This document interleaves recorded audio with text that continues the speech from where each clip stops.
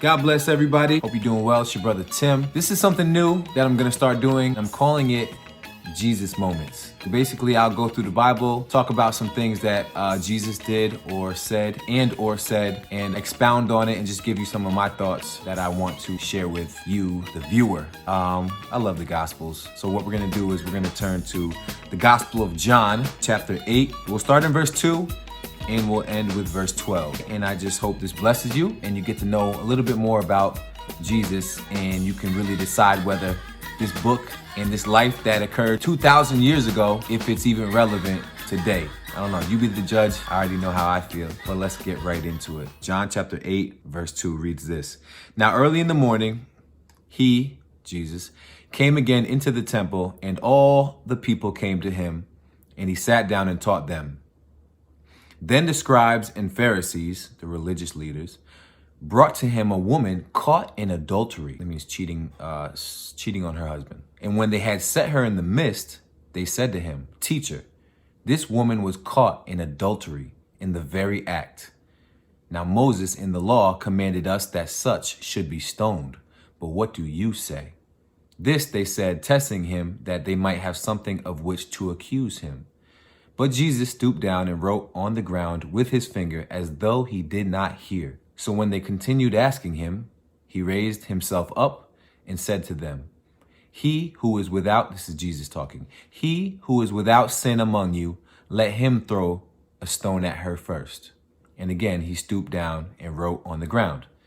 Then those who heard it, being convicted by their conscience, went out one by one, beginning with the oldest even to the last. And Jesus was left alone, and the woman standing in the midst. When Jesus had raised himself up and saw no one but the woman, he said to her, "Woman, where are those accusers of yours? Has no one condemned you?" She said, "No one, Lord." And Jesus said to her, "Neither do I condemn you. Go and sin no more." Then Jesus spoke to them again, spoke to the religious leaders, "I am the light of the world. He who follows me shall not walk in darkness, but have the light of life." So a lot going on in that, but these are the main points. I want to give you 4 points that I want to share from this. Number 1, people will falsely accuse you. They will lie about you. They will judge you. They will try to condemn you. All right. I see stuff like this all the time at the middle school I work at. People condemn each other left and right. Gossip, slandering your name, always talking dirt about you, lying, trying to get you in trouble, this, that, and the third. This is just life. 2,000 years ago, it was happening. It's happening today. But at the end of the day, God knows the real situation, and he knows your heart in the matter. No matter what people are saying or thinking or believing, God knows all. He knows the truth. Point number 2, God will deal with your heart or your conscience through conviction, causing you to look within and to really evaluate yourself, which ultimately leads to a change in your mind and then a change in your behavior. So he brings conviction on you.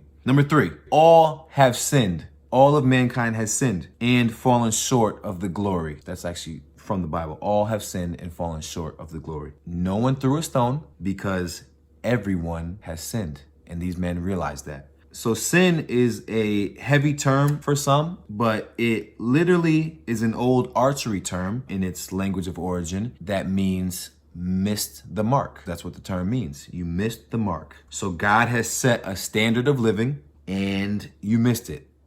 We all missed it. In any area of our lives that we fall short of the bar that God has set, if we miss it, we sinned. So everybody has sinned. Lying, stealing, cheating, hatred, blasphemy, covetousness, lust, all have done it. So all have sinned. Point number 4, which is the biggest one, Jesus is willing and able to forgive you of your sin. You just have to come to him. Why is that important?